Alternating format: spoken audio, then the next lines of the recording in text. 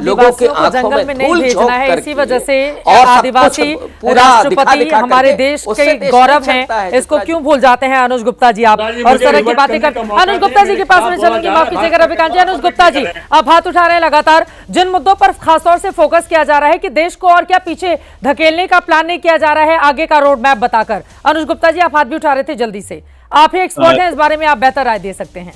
धन्यवाद Chitra ji. I think मुझे लग रहा है मैं एक पॉलिटिकल दंगल में फंस गया हूं, पर मैं तथ्यों पे कुछ बातें करना चाहता हूं। काफी बात की हेल्थ पे क्या हुआ, एजुकेशन पे क्या हुआ।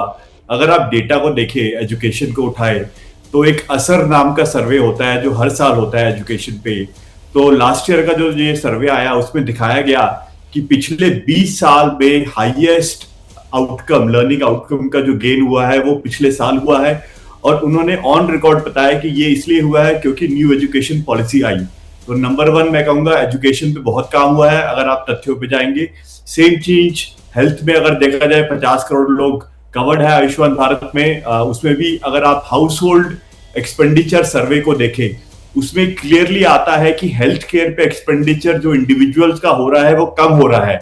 इसका मतलब है कि सरकार वो एक्सपेंडिचर ले रही है और इंडिविजुअल्स पे महंगाई कम हो रही है। तो हेल्थ पे भी काफी काम हुआ है। लास्टली कुछ लोगों ने बोला कि ये 2047 का बजट है, अभी के लिए कुछ नहीं है, एटसेट्रा एटसेट्रा। मैं फिर से बोलना चाहूंगा कि सिर्फ 3 चीजें मैं बताऊंगा जो अभी मिल रही है लोगों को, बाद के लिए नहीं।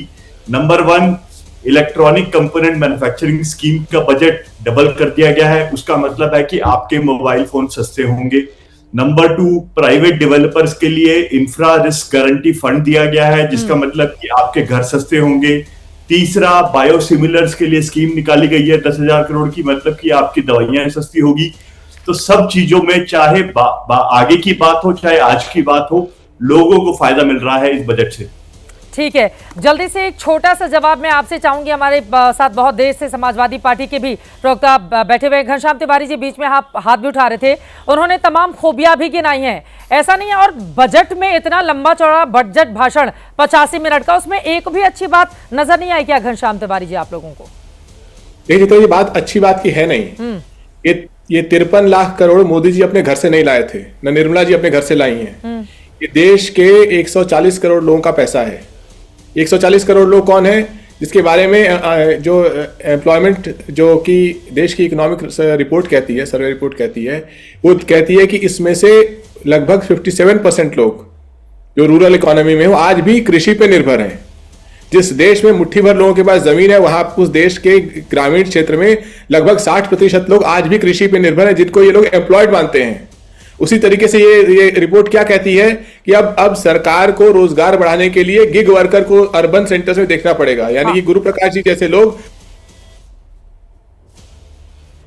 किसी वजह से आपका फ्रेम फ्रीज हो गया है। फिलहाल के लिए बहुत धन्यवाद हमारे साथ जुड़ने के लिए तमाम मेहमानों का। बजट आया है तो यकीनन इसका असर भी दूर तलक जाएगा। विपक्ष का सारा फोकस इसको बेकार बताने पर है, सरकार का पूरा फोकस इसको शानदार बताने पर है। ऐतिहासिक बजट, लेकिन कुल मिलाकर दुनिया में जिस तरह के अस्थिरता का माहौल देखने को मिल रहा है, कई देशों में युद्ध की स्थिति है, ऐसे में स्थिरता प्रदान करते हुए 2047 के रोड मैप को तय करने के लिए विकसित भारत का यह बजट सरकार बता रही है। लेकिन यकीनन रोजगार एक ऐसा मुद्दा है जिस पर विपक्षी दलों की ओर से सरकार को घेरा जा रहा है। तो वहीं दूसरी तरफ रोजगार के कौन कौन से अवसर प्रदान किए गए हैं किन किन सेक्टर में, सरकार इसके बारे में भी दे रही है जानकारी। आगे आने वाले वक्त में इसका कैसा पड़ेगा असर और जिस तरह के और रिएक्शन सामने आएंगे आप तक पहुंचाते रहेंगे। बजट का आप भी करिए एनालिसिस और एबीपी न्यूज तक अपनी राय सोशल मीडिया के जरिए पहुंचाते रहिए। अभी के लिए महादंगल में दीजिए इजाजत। देश और दुनिया की तमाम खबरों के लिए आप देखते रहिए एबीपी न्यूज।